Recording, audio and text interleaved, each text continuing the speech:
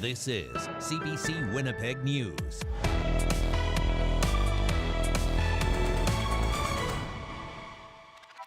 Good evening. Thanks for joining us. It was a killing spree that lasted less than 10 seconds and left 5 people dead. Now the man accused in the fatal rooming house deaths is on trial. Jamie Felix has pleaded not guilty to 5 counts of second-degree murder. And over the coming weeks, a jury will decide his fate. CBC's Bryce Hoy was in court and has the latest from day 1 of the case. Jamie Felix looked on from the prisoner's box in court today as police described what they saw at a drug house on Langside Street where 5 people were shot in 2023. Felix has pleaded not guilty to 5 counts of second-degree murder. His jury trial began Tuesday in Winnipeg. Prosecutors say Felix was drinking and smoking crack cocaine at a crack shack in the West Broadway area on November 26th of 2023. They allege Felix fired 9 shots in 8 seconds, then took off. 2 victims died at the scene, then 2 others died in hospital that day. Victim Sean Marco was shot in the body and died 18 months after the shooting. An officer at the scene testified that Marco was screaming and identified the shooter as a man named Jamie, but gave a different last name than Felix. He also testified about how the drug house had the smell of blood in the air when officers entered. A crime scene investigator said there was no signs of forced entry. Felix was arrested days after the shooting.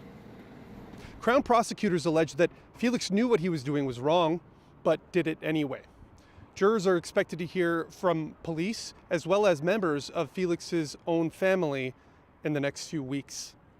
Bryce Hoy, CBC News, Winnipeg. 2 people have been charged after a flood at the office tower portion of the Winnipeg Police headquarters over the weekend. It sent water gushing through parts of the building and caused extensive damage. Police say the flood wasn't an accident and 2 people are now facing charges. CBC's Gavin Axelrod has more. This is a stairwell at the Winnipeg Police Service headquarters Saturday night. In the main foyer area, water poured from the ceiling and pooled around broken light fixtures and knocked ceiling panels loose.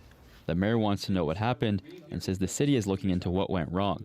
To see if there's ways that we can protect that kind of infrastructure to prevent any future occurrence.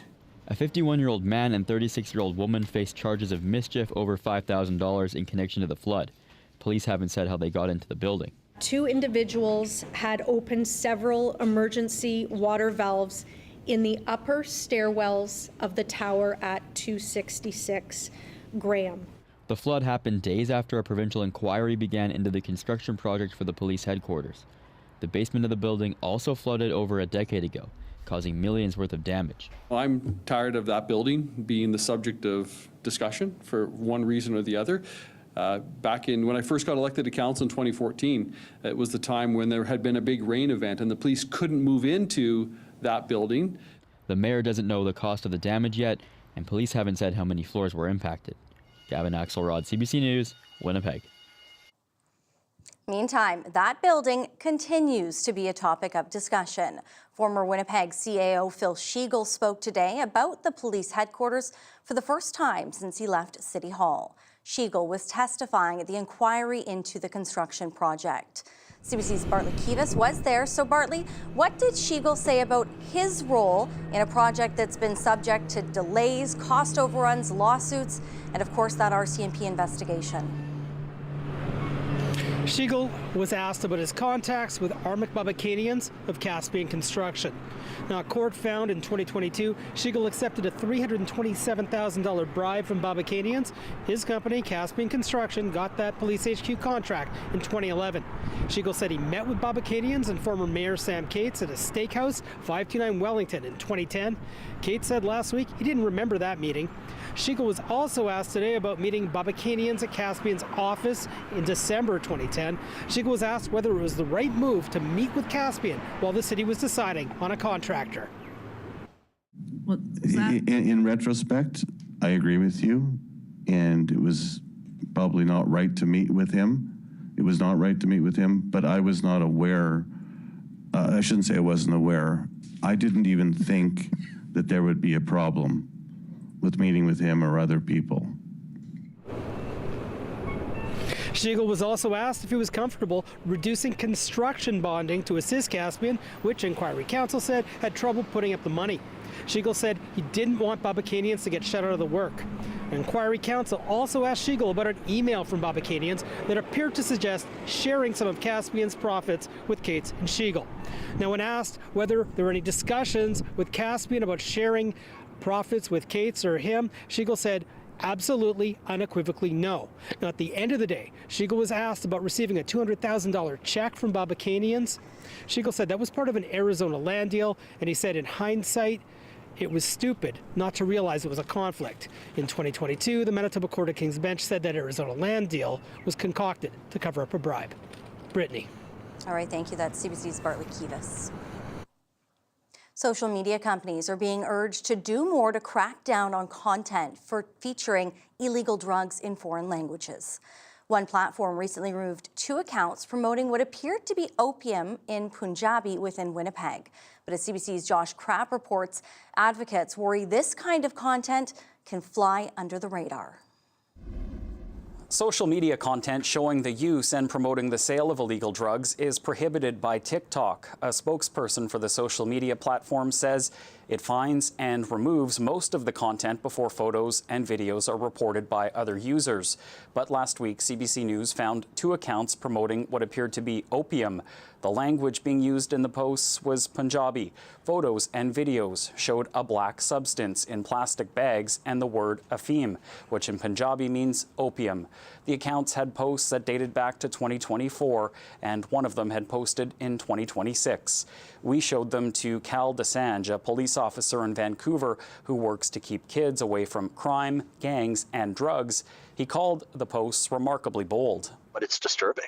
It's that the audacity exists there to put out an advertisement regarding actually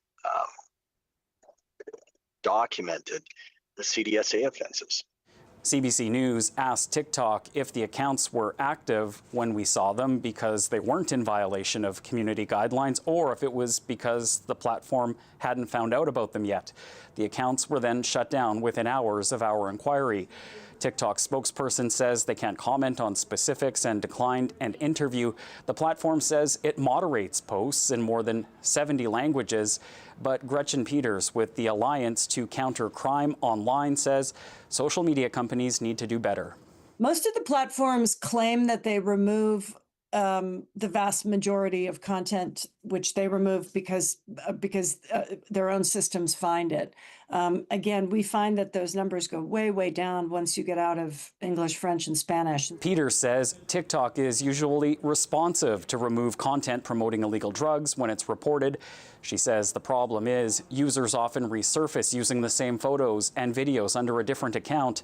The RCMP in Manitoba says the online drug marketplace is a growing threat. The Mounties say this issue is a priority for officers and that members fluent in various languages help out with investigations. Josh Crabb, CBC News, Winnipeg. A mom in Steinbach says her 11-year-old son received a concussion, lost a tooth, and had his hair pulled out in an assault while at school. Melissa Johnson says her son, Theo Osborne, was attacked by 2 students last Wednesday at Stony Brook Middle School. Theo is a member of Pimachikamak Cree Nation. Johnson says the 2 attackers were making fun of his long hair and the attack was racially motivated. One boy approached him first and was telling him to cut his hair. It's disgusting, saying, I bet your parents do effed up rituals at night because your people are so disgusting. Hanover School Division says it responded immediately and took appropriate steps in accordance with division policy. The 2 students received a suspension, and the division adds trauma-informed supports have been made available to everyone affected.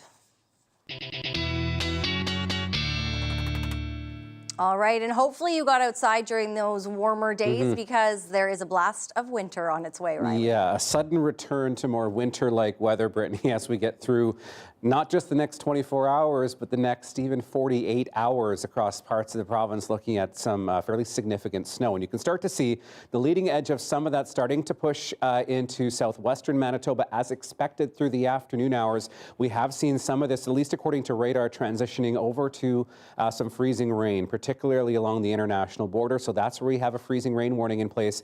Blowing snow advisory along the Trans-Canada corridor into the Riding Mountain region. This is where we could see the potential for gusting of up to 80 kilometers an hour through the night tonight. The rest of the south pretty broadly under a snowfall warning, locally up to 30 centimeters in some of the higher elevations in the west into southeastern Manitoba. The potential for at least around 15 to 20 centimeters by the time we get into the day on Thursday. And Brittany, you can see sort of the axis with this, rudimentary line here where we're looking at some of that heaviest snow. We'll time all of this out and we'll talk about the winds as well when I come back in just a bit. All right, thanks, Riley. You're welcome. They were accused of abusing vulnerable elders, but their names still aren't on an abuse registry. Why people are being left off for years. That's next.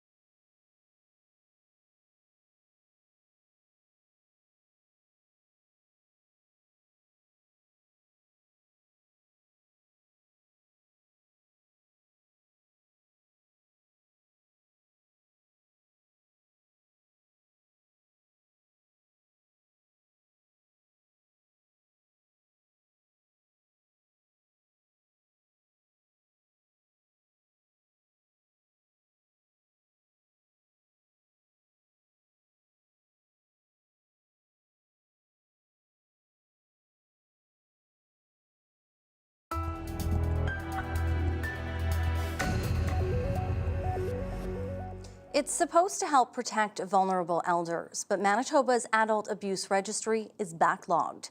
A CBC investigation found it can take upwards of 5 years for accused abusers to be listed on the registry. As Michelle Allen reports, families of victims are calling for change. After they were both gone. David Middleton's family says he was a gentle giant. He loved wood carving and being at the cottage with his grandkids. Just an amazing man.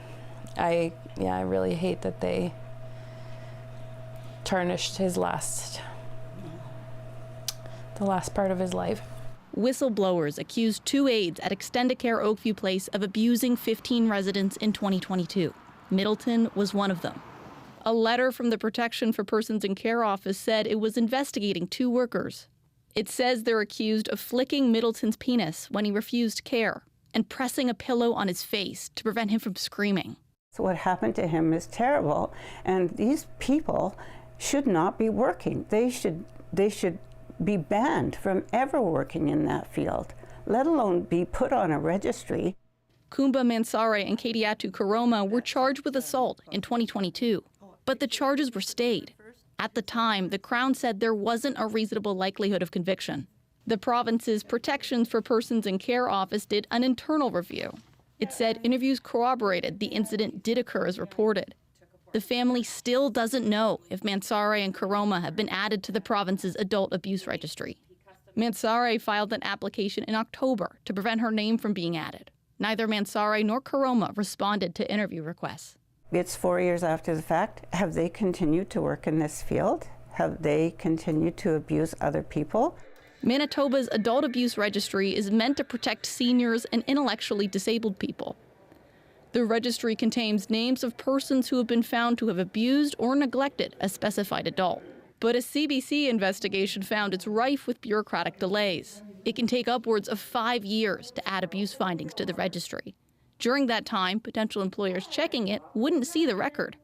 Internal provincial investigators forwarded over 230 cases of suspected abuse or neglect to the registry for review this past decade. But only 60 people have been added to the list during that time. It's only helpful if it's actually functioning. And right now, it seems like it's not functioning very well. Watts says the government needs to do more to get people listed faster because years-long wait times are unacceptable. For many older people who may only need care at the end of their life, that is in fact for them a whole lifetime. The family's minister wouldn't provide an interview, but said in a statement the government is working to make changes to the process.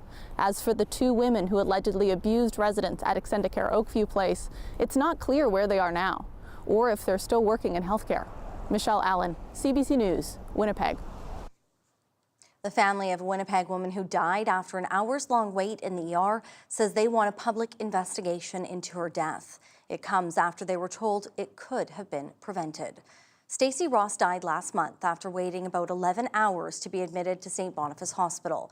It was her second visit to the ER in as many weeks after experiencing chest pains and a cough. Ross's family says they were recently told she likely would have survived had she been given a bed earlier.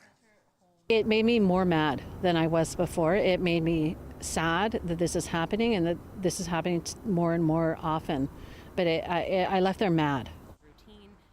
The PCs continue to call for a public inquiry in light of recent deaths. The health minister says an external out-of-province expert will be hired to help with this investigation. If the family agrees, key findings and recommendations of that review could be made public. Well, people filled the courtyard at Winnipeg City Hall today, rallying against a proposed bylaw that would have restricted where and how people can protest. Protesters criticized Councillor Evan Duncan, who brought a motion forward last fall asking city staff to draft the bylaw, despite the councillor saying he would now vote against it. It would have put 100-meter buffer zones around sensitive locations like schools, hospitals, and places of worship, with potential fines of up to $5,000. Critics say the city already has laws to deal with harmful behavior at protests. Councillor Duncan said that this bylaw could come back if they needed it to. And so we're concerned that they still think this is a good idea and that they're just afraid of the pushback right now. We need to make it very clear that this is unacceptable to Winnipeggers to have this kind of restriction on our charter rights. Over the weekend, Duncan announced he no longer supported the proposal, saying the draft was too broad. A 68-year-old man who died in a West Broadway house fire last week is being remembered by family and friends as a funny person who always spoke his mind. Gregory Thomas died after being rushed to hospital in critical condition. His brother laid flowers for his sibling outside the home Monday afternoon. Derek Rempel lives in the building and was on his way home from a job interview when he saw the fire. He says one of their neighbors tried to save him. Running back up the stairs and wrapping a towel around his head, and he couldn't, he had the old man who was yelling, "Darren, come help me, Darren, come help me," and he couldn't get back up the stairs. A 40-year-old man has now been charged with manslaughter.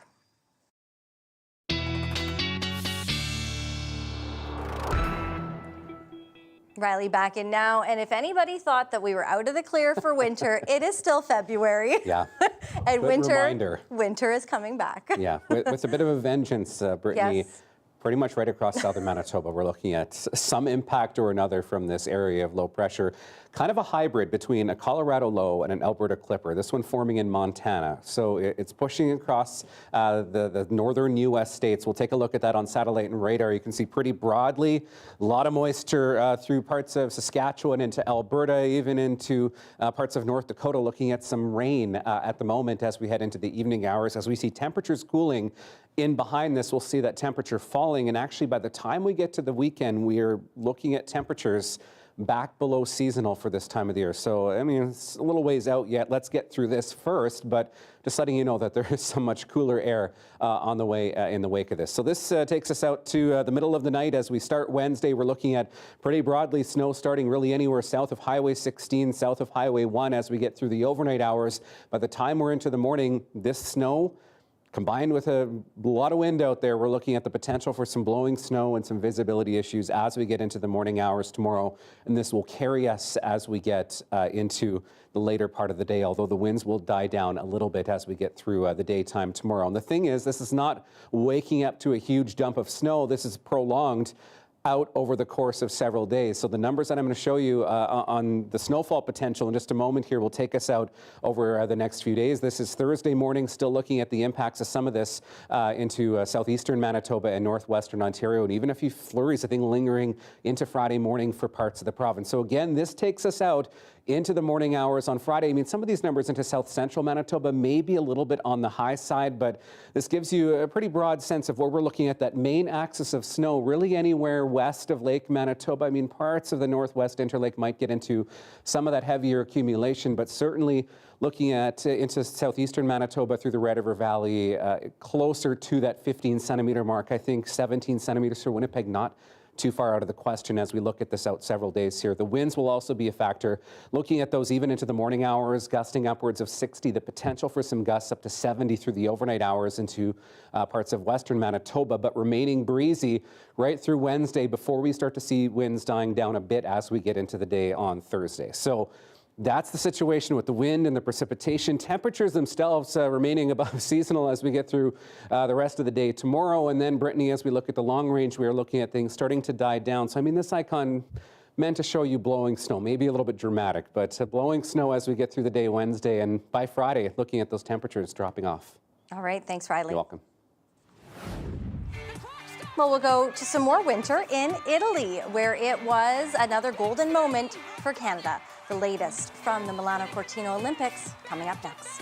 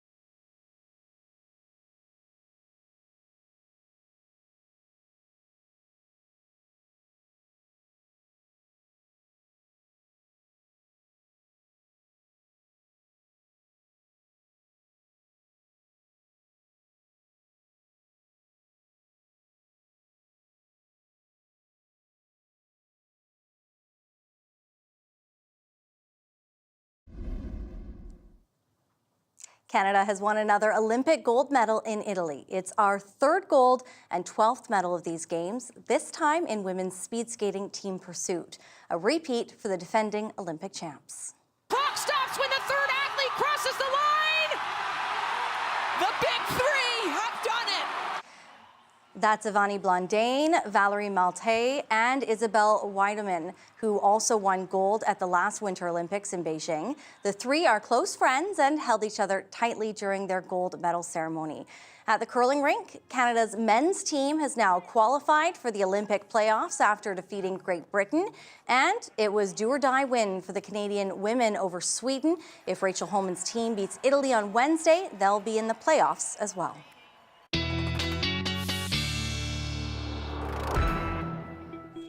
All right, prepare for a bit of a snowy dog walk as we get into Wednesday, already of the middle of the week tomorrow. You know, Teddy wasn't so much a fan of the cold. I'm not sure about the snow. Might be easy to get him outside. I don't know.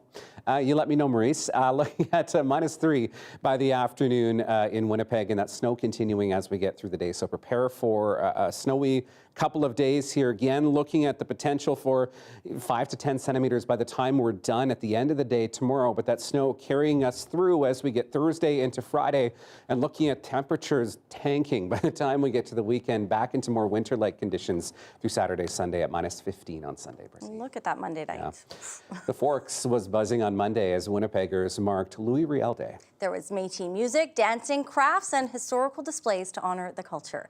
We spoke to some Winnipeggers about what this day meant for them. Connecting to the Métis heritage. It means being reminded of where we come from. You know, I'm grateful to be able to be a part of this, the fun, the smiles, because we Métis are special kind of people, and I sure as heck enjoy it. Seeing people together and you know, enjoying spending time with friends and family. And I do personally think it is great that Manitoba has recognized Louis Riel after all these years. And it makes it kind of special, more than just a family day like in other provinces. It has a kind of historical meaning I think is important. And I don't know, but maybe one of the nicest long weekends that we've had for Louis Riel Day. You know what? We're looking at some colder weather moving in. Festival de Voyageurs will like that for their sculptures. There we go. Get out and enjoy it while you can. Have a great night. See ya.